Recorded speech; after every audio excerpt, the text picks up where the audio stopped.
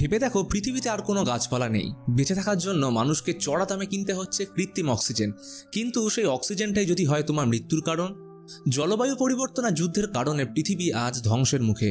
এখন অস্ট্রেলিয়ার ক্রনিকর্প নামের এক কোম্পানি কৃত্রিম অক্সিজেন বানিয়ে মানুষকে বাঁচিয়ে রাখছে ঠিকই, কিন্তু এর ফলে তারা শিকার হচ্ছে এক বিশেষ মারণ রোগের।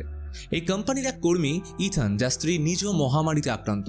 এই সময় তাদের কাছে হঠাৎ চমকে দেওয়ার মতো খবর আসে। ইথানের বাবা 20 বছর আগে একটা টাইম মেশিন বানিয়েছিল, আর বিজ্ঞানীরা সেই মেশিনের মাধ্যমে 400 বছর ভবিষ্যৎ থেকে একটা সিগন্যাল পেয়েছে।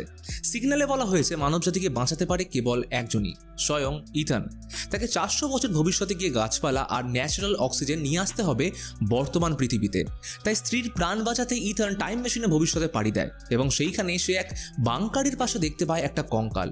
অদ্ভুত বিষয়, সেই কঙ্কালটা হলো ইথানের, অর্থাৎ ভবিষ্যতে কেউ তাকে মেরে ফেলেছে। কিন্তু কে সেই খুনি, আর এখন ইথান কি পারবে নিজের মৃত্যু আটকে মানবজাতিকে রক্ষা করতে? এই দুর্ধর্ষ সাসপেন্সের উত্তর লুকিয়ে রয়েছে 2067 মুভিতে, যার পুরো গল্প আমার সিনেভার্স বাংলা চ্যানেলে পেয়ে যাবে। আর মুভিটা পাবে হটস্টার এবং প্রাইম ভিডিওতে।